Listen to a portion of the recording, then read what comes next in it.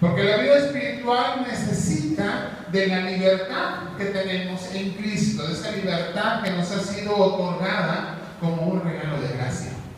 Porque si no quitamos estas cargas de nosotros, no podemos seguir avanzando y mucho menos estar en el servicio continuo delante de nuestro Dios. Porque estamos ocupados pensando en otras situaciones, porque estamos ocupados buscando muchas veces cómo cobrar esas deudas o cómo deshacernos de esa pesadez espiritual que muchas veces tenemos, y nos olvidamos de que somos llamados a seguir caminando en pro del reino de nuestro Señor. Al concluir esta serie de predicaciones, concluimos con este título de la predicación del día de hoy: no aceptes más cargas. Y esto no quiere decir que no vayan a venir situaciones difíciles a nuestra vida o que nadie más nos vaya a hacer daño. Hoy vamos a hablar de algo que es totalmente diferente y de algo que sí tiene que ver con lo que estamos realizando nosotros mismos, con lo que estamos haciendo, con las decisiones que día a día estamos tomando en nuestro caminar en la vida en Cristo, en nuestro quehacer espiritual, y que muchas veces coloca o que colocamos nosotros mismos cargas sobre de nosotros. Y quizás en la lectura que hicimos hace un momento, aquí en el Evangelio de Mateo, capítulo 23, versículos del 1 al 12, podríamos pensar, y esto es algo muy común, que estas cargas de las que vamos a hablar son precisamente aquellas situaciones o peticiones que se nos hacen en el cumplimiento de la palabra del Señor, bien llevadas o mal puestas delante de nosotros. Pero vamos a ver cómo la palabra dice algo totalmente diferente a conceptos que a veces nos han enseñado. En esta porción de la palabra del Evangelio es nuestro Señor Jesucristo el que está hablando, y está hablando con la gente, con el pueblo, porque es necesario que la gente del pueblo conozca esta palabra, pero también está hablando, dice el versículo 1, con los discípulos, y nosotros somos discípulos. Esta es una palabra que afecta directamente en nuestra vida y les habla de las situaciones que están sucediendo al interior, en medio del pueblo. Y habla de dos grupos que van a ser muy importantes en la explicación del Evangelio, en la narración del Evangelio, y que van a estar ahí presentes casi en todo momento y que deben de llamar nuestra atención. Dice el versículo 2: en la cátedra de Moisés se sientan ¿quiénes? Los escribas y los fariseos. Hemos oído hablar mucho seguramente de estos dos grupos. Vamos a recordar brevemente quiénes son estos dos grupos y por qué toman importancia en esta porción del Evangelio. ¿Quiénes son los escribas? Bueno, la historia de los escribas no solamente se circunscribe al tiempo de nuestro Señor Jesucristo, sino que va muchísimo más atrás. Desde el exilio, cuando el pueblo es llevado a Babilonia, cuando el pueblo es llevado a Siria, es importante que haya hombres que se dediquen al estudio profundo de la palabra y que mantengan viva la verdad de la palabra que les ha sido revelada. Ahí aparecen en Babilonia seguramente, y algunos otros en Siria, los escribas. Estos hombres eran funcionarios del gobierno. Fueron hombres que fueron electos precisamente porque eran personas que sabían leer y que sabían escribir. No todas las personas sabían leer y escribir, pero además eran expertas en la ley. Eran expertas en el conocimiento de la palabra de Dios. Cuando el exilio se da en medio del pueblo, tiene que haber alguien que le recuerde al pueblo la ley de Moisés. Tiene que haber alguien que se ocupe de mantener viva la palabra, no solamente por la tradición oral, sino por la tradición escrita. Y entonces surgen ahí en el exilio sacerdotes, eruditos, que se convierten en escribas y que lo que van a hacer es copiar las escrituras una y otra vez, porque era la única manera de que hubiese suficientes ejemplares de los rollos de la palabra para que el pueblo pudiese seguir conociendo la palabra que el Señor había revelado, en especial el Pentateuco. Y son personas que van a trabajar de alguna manera para el gobierno porque van a mantener la paz al interior del pueblo de Israel, aún en el exilio. Están sujetos a estar proclamando una y otra vez la palabra, pero al trabajar para el gobierno también van a estar trabajando en un sentido meramente religioso. Pero las cosas cambian para el tiempo de nuestro Señor Jesucristo. Los escribas siguen siendo expertos en la Torá, en la ley de Moisés, siguen siendo expertos en la ley moral, pero ahora van a tener una función interpretativa. No solamente van a copiar una y otra vez los escritos de la palabra, sino que ahora van a ser miembros de todo un grupo aristocrático, y lo vemos dentro de las narrativas del Evangelio. Forman un grupo que son considerados autoridad, y los escribas vienen a ser parte del Sanedrín. ¿Qué es el Sanedrín? El conjunto de los 70 ancianos y el sumo sacerdote que se sientan a escribir la ley, a interpretar la ley y a aplicarla de una forma judicial al pueblo de Israel en el día a día. Y entonces estas personas ahora pasan a tener una dependencia judicial. De alguna manera se van a convertir en aquellos que dictan la ley y en algunas ocasiones en aquellos que defienden al acusado o que están a favor del ofendido, todo conforme a la ley de Moisés. Van a ser quienes ayudan en los tribunales, van a ser quienes asesoran en los casos judiciales, pero también son maestros. Van a ser quienes son encargados de seguir enseñando la Torá al pueblo desde las sinagogas o desde el mismo templo en Jerusalén. Los escribas históricamente se nos dice que no recibían paga por hacer esto. Todos se dedicaban a alguna otra cosa. Algunos de ellos eran comerciantes, algunos otros tenían algún puesto público del cual sí recibían alguna remuneración, pero todos caían en un estatus social de nobleza. Y entonces pues visten ropas llamativas, son gente que en la calle es reconocida, que la gente los respeta y que les llama, como más adelante dice el pasaje, rabí. Eran conocidos como maestros de la ley. Y cuando en alguna porción del Evangelio usted lee esta expresión de maestros de la ley, precisamente se está hablando de algo escrito. Pero se nos habla también de los fariseos. La historia de los fariseos no es tan antigua, no va hasta el exilio, es de un poco más cercano al Nuevo Testamento, alrededor de 150 años antes de que se dé la historia o la narrativa del Evangelio, en las luchas que hay entre los asmodeos, el pueblo judío remanente, los últimos remanentes del imperio griego que no están en la palabra. Dentro de los 400 años de silencio es cuando surgen los fariseos. ¿Quiénes son los fariseos? Los fariseos se originan históricamente como un grupo político. Ciertamente la política dentro del pueblo de Israel tiene siempre que ver con la cuestión religiosa y siguen siendo personas con mucho estudio, con mucha sabiduría, pero ligados totalmente a lo que el escrito del Pentateuco dice y ocupados en la interpretación.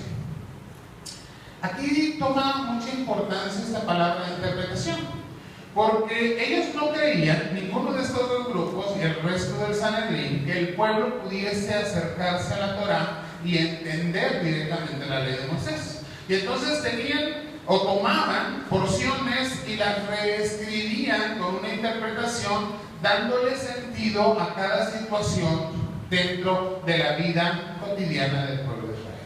¿A qué me refiero con esto? Un simple ejemplo. Sabemos que la ley de Moisés decía que no se debía trabajar en el día de reposo. Pero, ¿qué se consideraba trabajo o hasta dónde se consideraba trabajo y hasta dónde no? Ellos tomaban las porciones y las interpretaban como este grupo de 71 personas mejor les parecía. Ciertamente hay historiadores que dicen oraban, buscaban la dirección de Dios, pero se ve más de una vez por las interpretaciones que se dan y la ley que se carga sobre el pueblo que no era lo más adecuado para el pueblo en sí. ¿Hasta dónde llegaban? Hasta decir, bueno, caminar tantos pasos en el día de reposo no es trabajo y un paso más ya es trabajo y se infringió la ley. Esto es muy complejo. Y cada una de las leyes del Antiguo Testamento las llegaban a interpretar de estas formas. Es decir, le desmenuzaban, como ellos lo entendían, al pueblo cómo debían de vivir en el día a día. Sin embargo, podemos ver dentro de los fariseos hombres renombrados y dentro de los escribas también. Veíamos hace un momento acerca de Esdras, que estaba totalmente versado en la palabra, era un lector, pero también era un escriba, que se dedicaba precisamente en el exilio y al regreso a estar enseñándole al pueblo lo que la ley de Moisés decía. Y cuando nos acercamos y queremos conocer a algún fariseo renombrado, pues no tendríamos más que acercarnos al apóstol Pablo, quien cuando es interrogado se declara a sí mismo fariseo, y no un simple fariseo, sino un fariseo de fariseos. Una persona que estaba totalmente preparada y estudiada, y nos dice él mismo, a los pies del maestro Gamaliel, quien era otro fariseo renombrado, conocedor de la ley de Dios en el Pentateuco, específicamente en la ley de Moisés.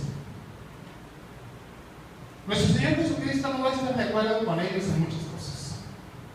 Él dice que lo que ellos están dictando en muchas ocasiones le causa cargas al pueblo que el pueblo no tenía. Pues es interesante lo que nos va a decir acerca de sus interpretaciones. Quizás antes de ir más adelante tendríamos que hablar del lugar en donde están reunidos, o en la situación en la que están reunidos estos escribas y estos fariseos. El Señor ha dicho que estos se reúnen ¿en dónde? Bueno, específicamente en el versículo 2, en la cátedra de Moisés. Dice, ahí se sientan. La cátedra de Moisés no era un lugar. La cátedra de Moisés era el acto de que el Sanedrín estuviera reunido plenamente, los 70 ancianos y el sumo sacerdote, para hacer nuevas leyes. Ahí ellos leían las porciones de la palabra, las interpretaban y las traducían en leyes judiciales para el pueblo, para juzgar al pueblo y para dirigir al pueblo en su vida cotidiana. Tenían que dar una explicación de lo que la ley de Moisés tenía que decir. Y empezaba un grave problema. Para ellos la ley venía de Moisés, cuando para el pueblo de Israel la ley le vino de Dios. Y esto marca una enorme diferencia.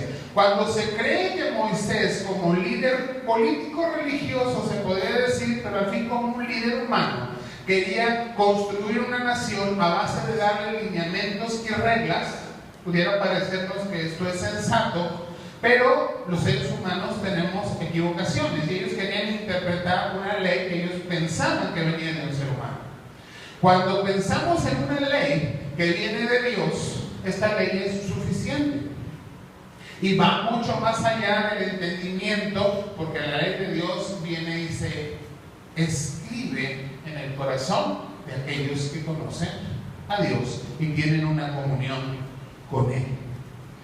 Sin embargo, aunque estos hombres, estos varones van a ser criticados por muchas veces la exageración que hacen de las leyes y de las cargas que ponen sobre el pueblo, la crítica de nuestro Señor Jesucristo es diferente. Versículo 3, fíjate bien lo que dice. Así que todo lo que os digan que guardéis, guardadlo y hacedlo. Me detengo ahí. Podríamos decir, el Señor va a criticar que están haciendo muchas más leyes y que están cargando al pueblo de una y otra ley y otra interpretación, interpretaciones que muchas veces eran humanas, interpretaciones que en algunas ocasiones irían a favor de el cuerpo de gobierno político y la nación que estaba sobre de ellos, porque les convenía tener una buena relación con Roma. Pero no es así. El Señor no está criticando esto. Les dice, todo lo que les digan que guarden, guárdenlo y háganlo. Lo que el Señor está diciendo es, las interpretaciones de la ley que salen de ellos y que les están diciendo, vivan de esta manera, háganlo de esta manera. de cuentas no estaban haciendo daño al darle lineamientos al pueblo para vivir. ¿Cuál es el problema entonces de la carga que se está poniendo sobre el pueblo? Si no era la ley y la interpretación de la ley lo que el Señor considera que es carga. Podríamos decir, algunas leyes son exageradas. A la observación de algunas de ellas serían muy pesadas para el pueblo, pero la ley fue dada por Dios y nunca fue dada para cargar al pueblo. La ley fue dada para ser la que coadyuvara a que el pueblo estuviera en paz, en tranquilidad y caminara hasta que la gracia de Dios les alcanzara. La mayor carga se refleja en el siguiente versículo, en el versículo 4. Esa carga que los mismos escribas y fariseos están dejando sobre el pueblo, porque atan cargas pesadas y difíciles de llevar y las ponen sobre los hombros de los hombres, pero ellos ni con un dedo quieren moverlas. La carga es el estilo de vida, un estilo de vida que no está de acuerdo con la ley de Dios, un estilo de vida que se escapa, que quiere salirse completamente de la ley de Dios y que solamente dicta para los otros, pero de ninguna manera sobre mí mismo. Esto era lo que el Señor no quería que sucediera sobre el pueblo, porque no se trata de conocer la ley, porque no se trata de conocer cada una de las situaciones que pueden aplicarse o a las cuales pueden aplicarse en la vida diaria la ley, sino de vivir la ley de manera que se convierta en una espiritualidad, de manera que se convierta en un estilo de vida que sea agradable delante de Dios. Y el Señor va a atacar una y otra vez a este grupo de varones y les va a decir de una forma muy fuerte: escribas y fariseos, ¿cómo les dice? Hipócritas. Más adelante va a decir esto mismo, dice hipócritas. ¿Por qué les llama hipócritas? Porque conocen la ley, porque interpretan la ley, porque dan la ley para que el pueblo la viva, pero les dice, ellos no están dispuestos a mover un solo dedo para que esa ley sea cumplida. Esa es hipocresía. ¿Cómo la hipocresía se convierte en una carga para el cristiano hoy en día? Hermanos, pasamos déjame decirle, muchos años de nuestra vida. Empieza usted a contar desde que empezó a tomar sus primeras clases de escuela dominical, porque antes no se llamaba escuela de formación cristiana. Desde aquellos momentos en que empezó a llegar a una iglesia, tal vez no esta, pero alguna otra iglesia donde se le empezaron a enseñar los primeros rudimentos de la vida en Cristo. Y seguramente son muchos años. Y ha aprendido usted muchísimas cosas, mucho más que solo la ley de Moisés o la mal llamada ley de Moisés, era la ley de Dios para el pueblo de Israel en Sinaí. Y podemos seguir corriendo por la Biblia, todo lo que enseña en el Antiguo y en el Nuevo Testamento. Tal vez no somos doctores de la ley, nunca nos hemos tomado el tiempo para escribir toda la Biblia y conocer todos los detalles, pero yo seguro que sabe mucho. Es más, sabe más de lo que usted piensa. A veces no nos esforzamos, la verdad, por recordar o por repasar, pero hemos estudiado años y años la palabra de Dios.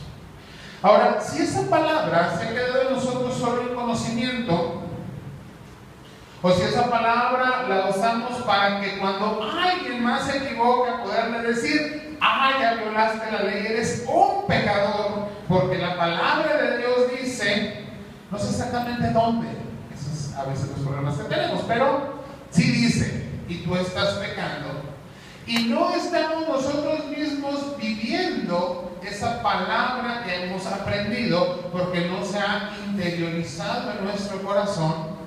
Entonces el Señor podría decir de nosotros que somos, o nos escriben los fariseos, ¿qué? Hipócritas. Qué difícil, pero esta es una realidad bíblica y del Evangelio. ¿Por Porque la palabra tiene que traducirse en lineamientos de vida para nosotros mismos, en primer lugar. Porque no podemos juzgar la paja en el ojo de nuestro hermano si tenemos nosotros mismos la viga en nuestro propio ojo. Porque no podemos ser, lo que el Señor le dijo a estos hombres, y lo repetí en hermana Marta hace un momento, sepulcros blanqueados.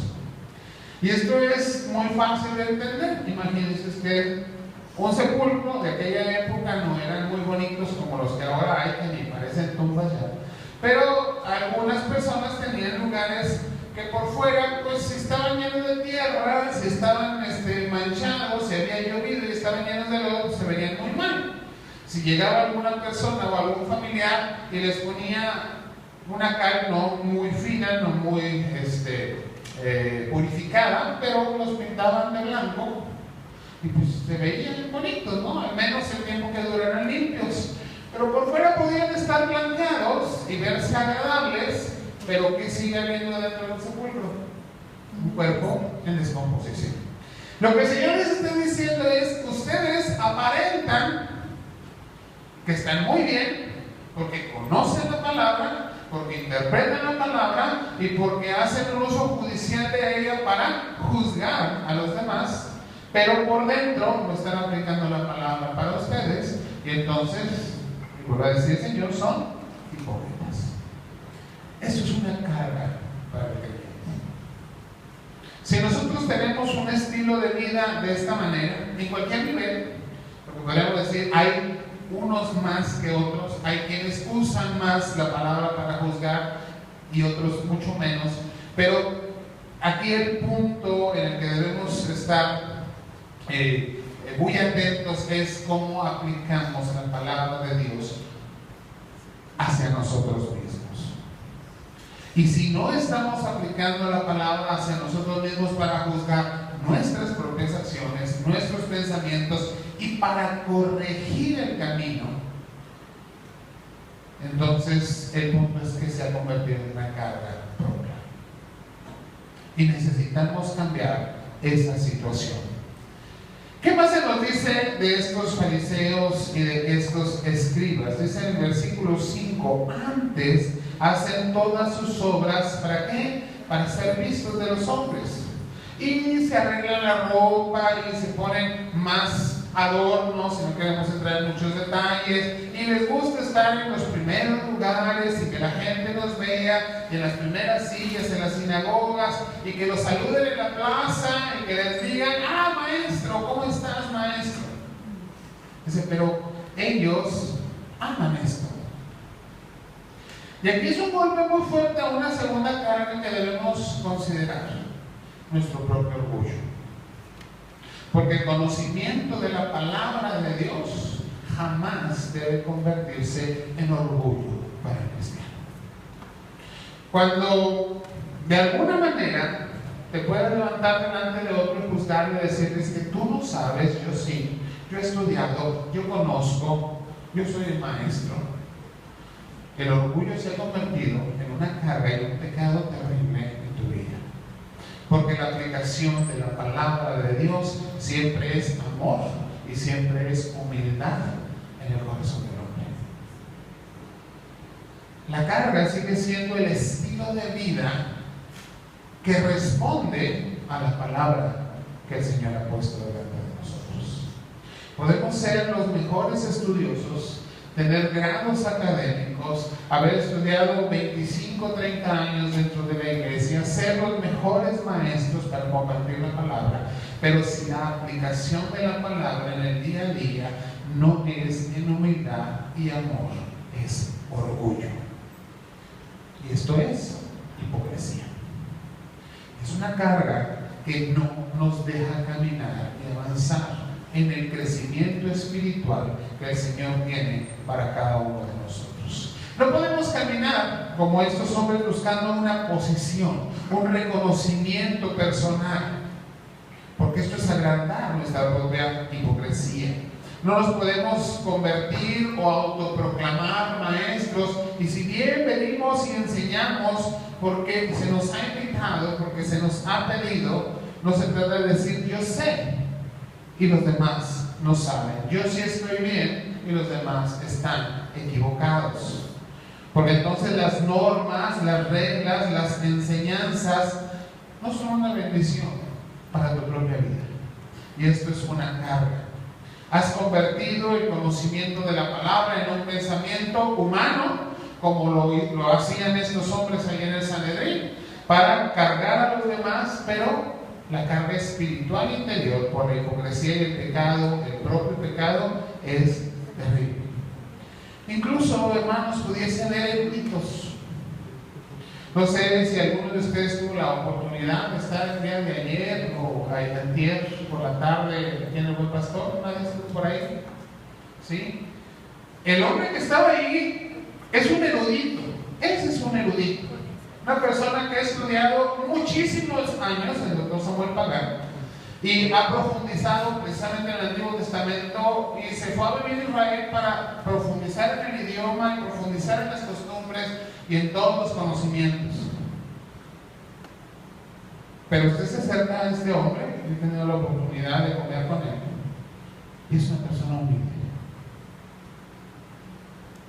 Y pudiese cobrar muchísimo dinero por lo que sabe. A nuestra Iglesia Nacional no le está costando un peso la gira que le está haciendo por nuestras iglesias. ¿Por qué hay humildad? Porque no se trata de proclamarnos yo soy el que sé todo. ¿Pudiese haber eruditos dentro de nuestra propia iglesia? Sí, porque yo sé que hay quienes se dedican horas al estudio de la palabra. Pero esa palabra debe ser aplicada en primer lugar en nuestra propia vida. Palabra que no es aplicada en nuestra propia vida no puede ser compartida ni puede ser usada para llevar a los demás a una corrección, porque el primero que la palabra debe corregir es a uno mismo. Cuando nos acerquemos a la palabra, hermanos, hay que acercarnos en humildad. Por eso hay que pedir la dirección del Espíritu Santo. Por eso necesitamos acercarnos a esa palabra y pedirle al Señor: tócame, transfórmame y cámbiame, límpiame y hazme mejor a través de lo que estás enseñando hoy a mí. Si seguimos adelante con el pasaje nos muestra cómo estos hombres eran llamados maestros, y algunos de ellos incluso le pedían a sus alumnos, a sus discípulos, que les llamaran padre. Eso es algo real. Me tienes que llamar padre, porque tú como mi alumno, como mi discípulo, eres mi hijo. Algunos se conformaban con ser llamados rabí, pero la palabra dice ninguna de las dos cosas es correcta. El único maestro o rabí es Cristo, y el único padre es nuestro Padre Celestial. Ellos son los que dirigen nuestra vida y ellos son los que están alimentando nuestro espíritu. Si no es a través de ellos, si no es bajo su guía, bajo su dirección que estamos creciendo, seguramente estamos creciendo torcidos. No es la posición, no es el reconocimiento y mucho menos la hipocresía. Esto se convierte en un lastre. Esto es una carga en nuestra vida como creyentes. Eso es una carga espiritual. Por eso hoy en día, a veces equivocadamente, hay que decirlo, pero se utiliza mucho en los círculos cristianos la palabra fariseísmo. A veces se utiliza correctamente. Sí hay en medio de los círculos cristianos quienes se han levantado y quienes se han ostentado de esta manera, como maestros e incluso como padres, quienes se creen con la capacidad de juzgar a los demás sin haber considerado primero la palabra para juzgarse a sí mismos, y quienes están interpretando la palabra de una forma equivocada, humana, sin la guía del Espíritu, para ponerla sobre el pueblo de Dios. Esto es fariseísmo. Esto es religión en el peor de los sentidos. Una religión equivocada, una religión que no transforma, una religión que no predica a Cristo, que no predica su evangelio, que no predica que hay una transformación profunda. Y no lo puede predicar porque aquellos que lo comparten no han sido transformados por la gracia de Cristo. Pero nosotros hemos estado analizando en estas últimas semanas cómo Cristo nos ha librado, cómo Cristo nos ha quitado toda carga, cómo Cristo nos sigue diciendo cómo quitar de nuestra vida las cargas que aún tenemos y cómo nos ha dotado de la capacidad para ello. Nos ha traído de muerte a vida, nos dotó de capacidad de perdonar porque nosotros mismos hemos sido perdonados y de liberarnos de todo el peso que teníamos poniéndolo delante del Señor. No tenemos por qué ir ganando. El Señor nos ha dado la libertad de sentirnos ligeros y la única carga que debemos llevar, y así lo enseñó nuestro Señor, es el yugo de Cristo. La unidad plena, total, completa con el Padre y su palabra. Y entonces la última carga que necesitamos estar revisando continuamente en nuestra vida, porque eso es algo que tenemos que estar viendo continuamente en ese caminar, en ese crecer en la vida cristiana, es esta situación. Cuidado, no podemos estar viviendo en hipocresía. Necesitamos acercarnos a la palabra y traerla a nuestra vida a través del Espíritu Santo y aplicarla en nosotros antes que cualquier otra cosa. Si no nos despojamos de esta hipocresía, de esta situación de ver en nosotros o creer que somos más que los demás, porque sabemos un poco más, porque hemos estudiado un poco más, estamos muy, pero muy equivocados. Las enseñanzas de la palabra nos dirán una y otra vez: el Maestro es Cristo. Yo soy discípulo de Cristo y tú eres discípulo de Cristo. Tú y yo que somos hermanos y condiscípulos. Ninguno es más que el otro. Y las directrices de nuestra vida siempre serán la palabra y la instrucción de nuestro Señor, traída profundamente al interior del corazón a través del Espíritu Santo. ¿Cómo? Teniendo una comunión íntima con Dios. ¿Cómo podemos eliminar todas estas situaciones para que no crezca el orgullo, para que no crezca la vanagloria, para que no queramos ocupar posiciones superiores y que crezca en nosotros la hipocresía? Volviendo y retornando directamente a la palabra de Dios. Te diría algo en esta hora para terminar. Nunca te conformes con lo que un ser humano dice aquí. Ve a la palabra, escucha a tu Padre y Maestro, para que en la guía de su Espíritu puedas crecer. Y en ese crecimiento, hermanos, seamos transformados por la gracia de Cristo, por el amor que Dios tiene para nosotros. Quitémonos todas esas cargas que nos asedian, porque el Señor tiene una carrera por delante para nosotros hasta que lleguemos a su gloria. Pero tenemos que correr ligeramente. Hay mucho que hacer como para estar todavía batallando con situaciones de las cuales el Señor ya nos liberó.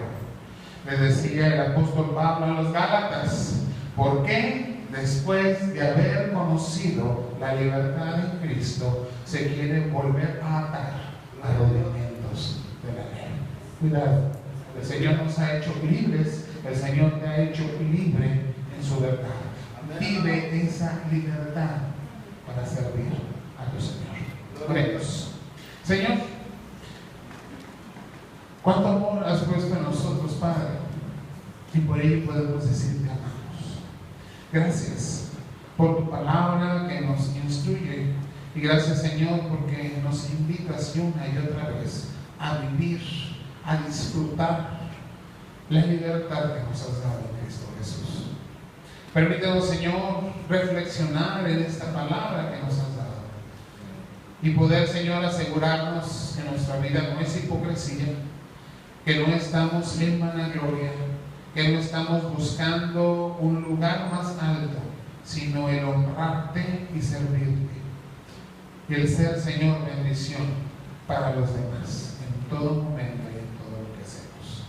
Gracias te damos, oh Dios, confirma tu palabra en nosotros, en Cristo Jesús. Amén. Aleluya, gloria a Dios.